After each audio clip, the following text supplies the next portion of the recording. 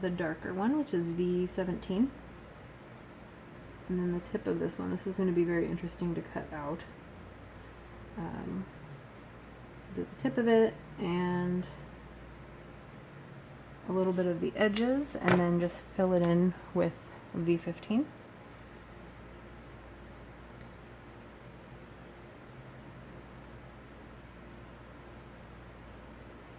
Just keep blending it out.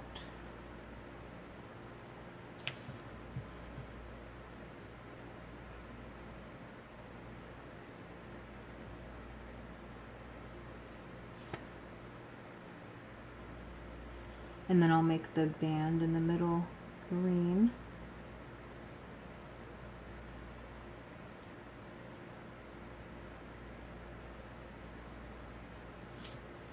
Okay, so I have 3 greens, probably unnecessarily, but we'll do it anyway.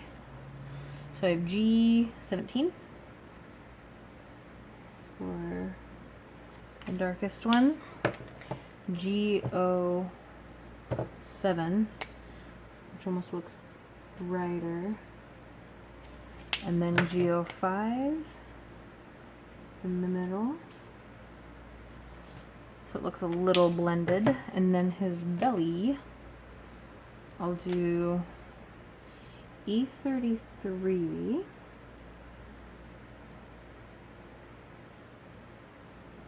and then E11, which is what we used on that little hedgehog guy. So it'll just be a little bit lighter, and those two should blend just fine. If you keep coloring, I'm sorry if that was out of view. I'm too zoomed in. Okay. He should be good. I'm gonna go over his nose again. I think he got a little brown in it.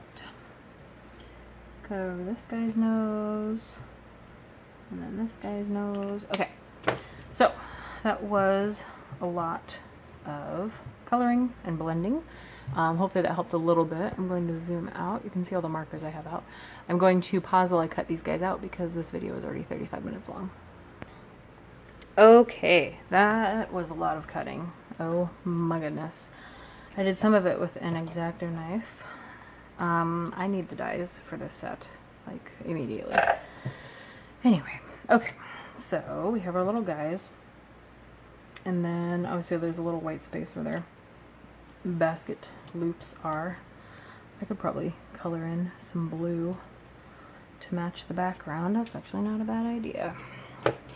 So I will take my Distress ink pad that I used, and then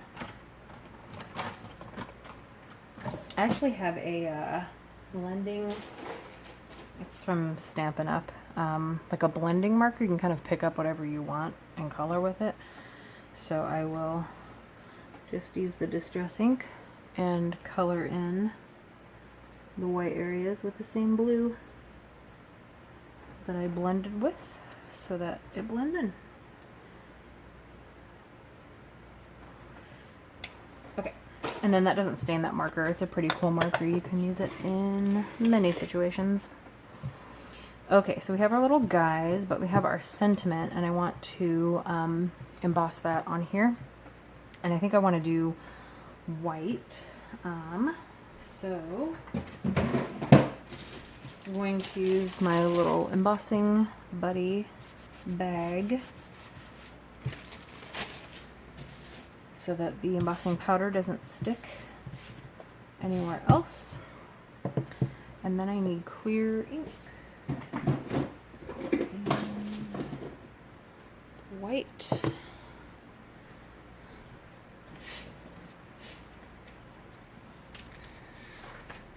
And then I use printer paper for the powder. So let me zoom in a little bit. I feel like I'm a little far away. Okay, so I'll use the clear Versamark ink.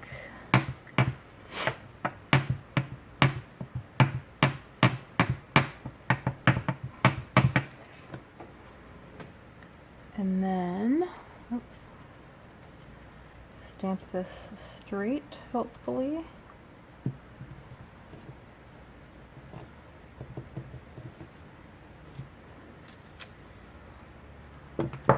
Can't see it terribly well, but the powder will help.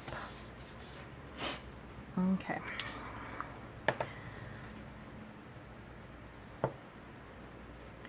That is a very cute stamp. I like that one a lot. So I'll set that aside for a second. I will pour this back in. This is just an embossing powder I got forever ago. Judykins brand Opaque White.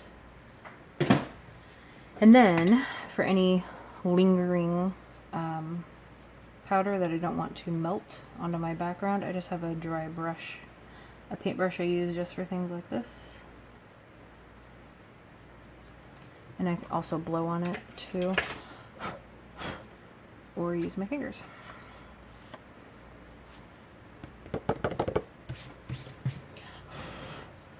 Okay, so I'm going to warm up my heat gun and then melt it. Oh.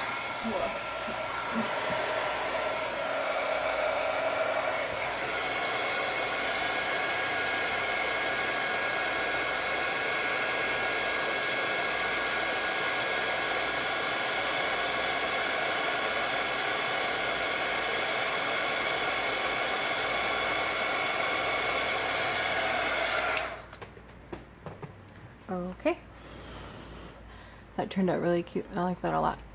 So I'm going to give this a second to dry, and then we will get our little guys on there. I have a card base around here somewhere. Here it is.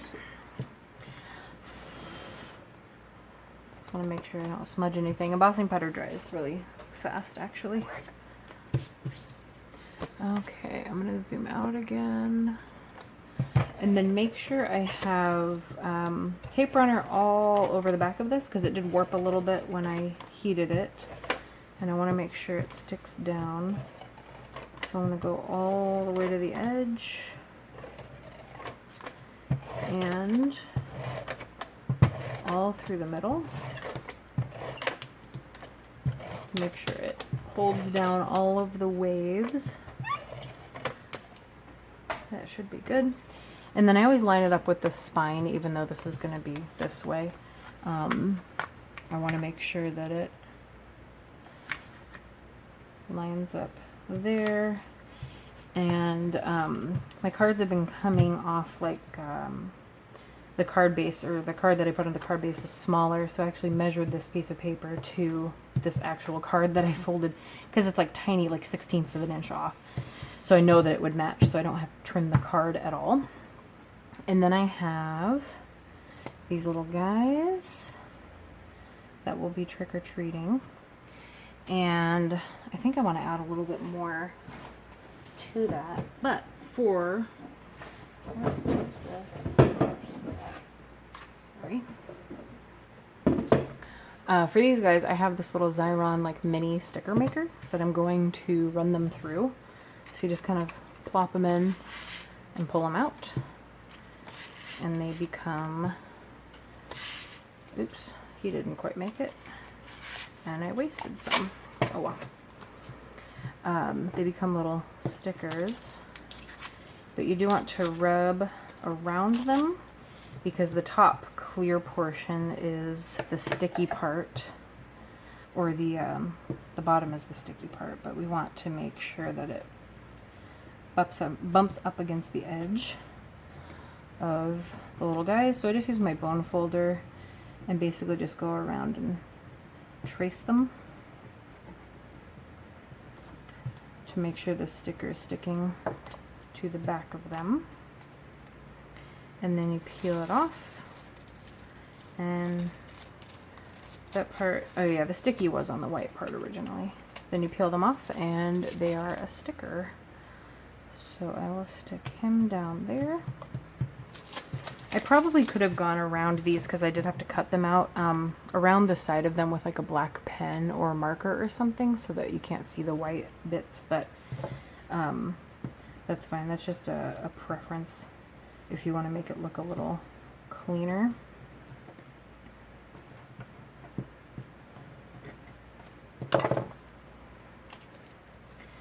So I think, since this video is getting to be very long, I'm going to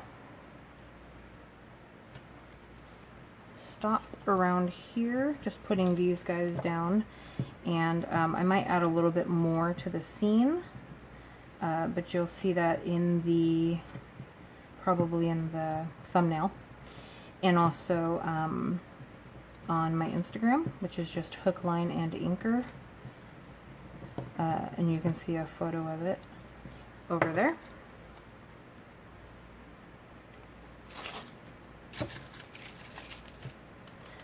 Stuff is very sticky. Okay. Alright, so I will add a little bit more to this, and then you will see that in the thumbnail, or have already seen that, or over on my Instagram. So, thank you for watching, and hopefully I will have another video or two this weekend that is not this long. Thanks for watching. Bye.